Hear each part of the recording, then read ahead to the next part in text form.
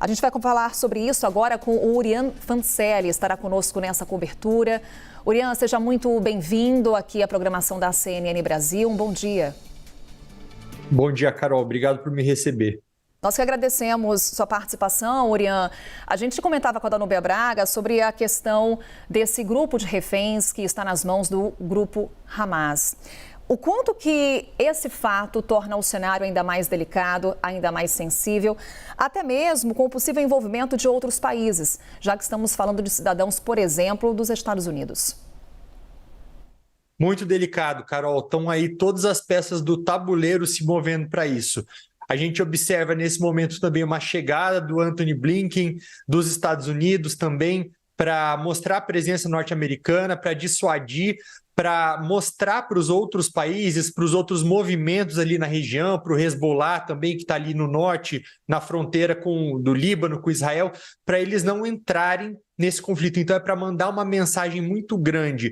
Esse momento da guerra é aquele momento que o Hamas tanto queria, né? É o momento que Israel deu uma resposta muito agressiva, uma resposta que o Hamas esperava, ele foi para receber isso, porque logo sabendo que Israel tradicionalmente responde de maneira forte a ataques que tem sofrido ao longo da história, pode correr o risco aí de começar a ser condenado por outros países do mundo. Então, a gente já vê líderes, o Biden já pediu um pouco de cautela, os países da União Europeia pediram cautela. Então, é um momento aí de posicionamento de todas as peças do tabuleiro. Até que ponto, Urian, essa resposta de Israel serve como um recado para esses outros grupos que atuam na região, em especial o Hezbollah, já que a gente vê uma escalada da tensão ao norte de Israel, na fronteira com o Líbano? É a única coisa, na minha visão, que Israel pode fazer para evitar que outros grupos também participem. O maior receio de todos é o Hezbollah, que tem mais de 150 mil foguetes que poderiam atingir Israel. É um movimento mais antigo que o Hamas, eles são muito mais bem treinados, eles participaram, eles funcionam ali praticamente como um exército paramilitar do governo iraniano também. Eles são xiitas e lutaram em vários lugares, lutaram na Síria também, ao lado do regime autoritário do Bashar al-Assad também. E então toda essa inteligência que o Hamas recebeu nos últimos anos, porque se a gente olha para o que acontecia lá atrás, Carol, você vai se lembrar das imagens. O Hamas lá atrás, ele atirava pedras ou depois começou a melhorar um pouquinho os ataques, aí foi com foguetes. Essa tática que foi usada agora de invadir por terra, por mar, enfim, essas imagens chocantes que a gente viu que parecia cenas de filmes, isso foi tudo aprendido com o Hezbollah. Então o receio é que se o Hezbollah entrar nesse conflito, aí vai ser algo muito mais sangrento, vai ser uma invasão em duas frentes que teriam um efeito cascada, podendo até incentivar que outros grupos também passem a entrar nisso. Então, por isso que é importante a presença do Antony Blinken, que chegou lá em Israel. É importante o posicionamento de um porta-aviões também enviado pelos Estados Unidos, armamentos que o país vai receber, e é importante também, além de tudo, isso é crucial, tem especialistas em defesa falando isso, que todo esse equipamento militar não fique ali só na região da faixa de Gaza. É importante que ele esteja também lá na fronteira com o Líbano para assustar o Hezbollah. E quando a gente olha para a história, né, Urian, olhando anos atrás, já houve um conflito entre Israel e o Hezbollah, quando houve a incursão, inclusive, de homens do Hezbollah em território israelense. Naquela oportunidade, qual foi a resposta de Israel? Israel e o Hezbollah, às vezes eles têm essas trocas de tiros, né? Mas sempre ali acontece uma região que é um pouco disputada entre Israel e o Líbano, e são assim, conflitos que normalmente não saem muito do controle. Um sabe que vai atirar, que o outro vai responder. Isso tem acontecido agora. Vários veículos têm noticiado os ataques vindos do Líbano também, vindos do Hezbollah, mas são sempre ataques que até o momento a gente não consegue interpretar como uma disposição para entrar nessa guerra ao lado do Hamas. Quando a gente olha até para algumas declarações que foram feitas, teve lá um líder do Hezbollah que no dia seguinte aos ataques disse ao Hamas: nós estamos com nossos irmãos de sangue, estamos em pensamento, estamos de coração com vocês, estamos torcendo para que haja uma vitória, mas ele não falou em nenhum momento que os soldados desse grupo estão à disposição também para entrarem. Então, isso pode ser interpretado apenas como um sinal de continuem a luta, os inimigos são os mesmos, o objetivo do Hezbollah não é tomar ali o território israelense. Ele está ali, mas o interesse dele é no Líbano, mas Israel acaba sendo também ali um impedimento na região, porque ele é contra a sua existência também. O perigo é se entrar. É isso que deve ser evitado agora.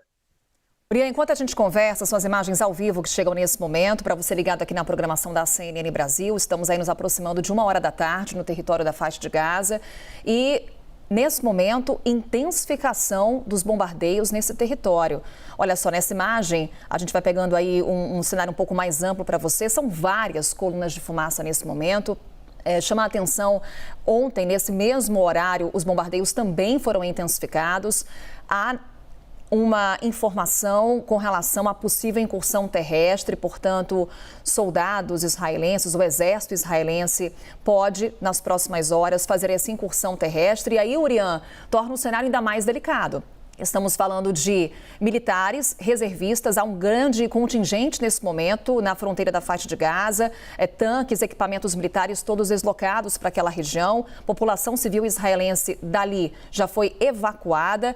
Uma incursão terrestre faz com que o conflito ganhe maiores proporções. Carol, isso é o que ninguém quer, mas Israel enxerga como uma das únicas alternativas, principalmente para tentar recuperar esses reféns, porque Israel já deixou a faixa de Gaza lá atrás, quando a gente olha para a história, saiu em 2005, e Israel não quer ficar com aquilo.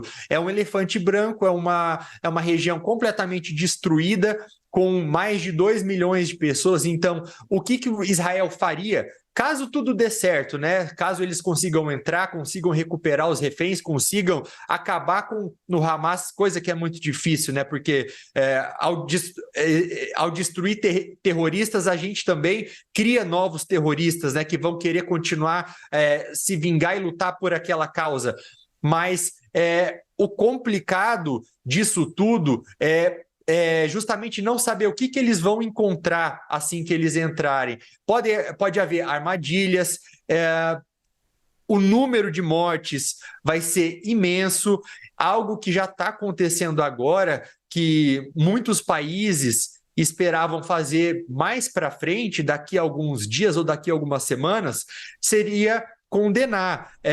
A gente já vê isso que a gente acabou de mencionar, dessa cautela que a comunidade internacional está tendo para que não haja tantas violações de direitos humanos, crimes de guerra que já foram comprovadamente cometidos, porque quando há intencionalmente ataques a estruturas civis e isso deixa mortos, isso é crime de guerra. Isso a gente observou também sendo feito a Rússia fazendo isso agora na Ucrânia, desde o ano passado.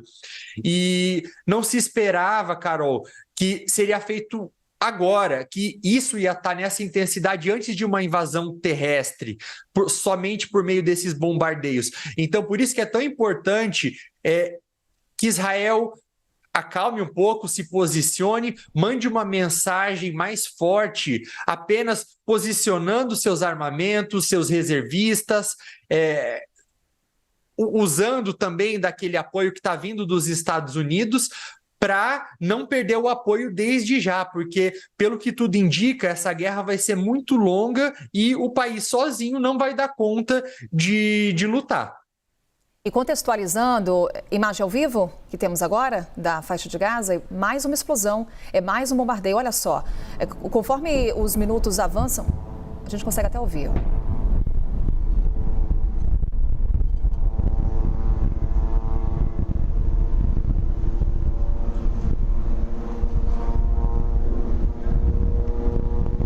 A gente consegue ouvir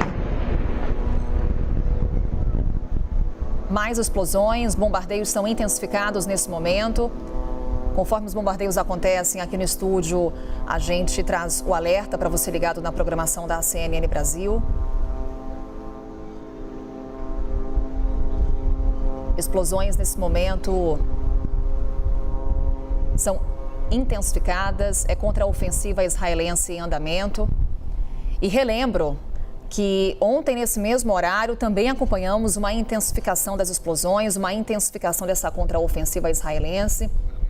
Destaco mais uma vez a grande possibilidade de que essa incursão terrestre, que eu conversava há pouco com o Urian, nosso entrevistado de hoje aqui nessa cobertura especial, essa incursão terrestre pode acontecer ainda hoje. Portanto, homens das Forças de Defesa de Israel podem ingressar no território da faixa de Gaza ainda hoje. Ontem, a nossa correspondente aqui da CNN Internacional trazia a informação de uma localidade bem próxima à fronteira com a faixa de Gaza, cerca de 5 quilômetros da fronteira, mostrando para a gente já o posicionamento de tanques militares, dos vários homens que já estavam no local e da população civil sendo retirada dessas cidades, dessas localidades próximas à fronteira com Gaza. Urian, você falava sobre o papel da comunidade internacional diante desse conflito.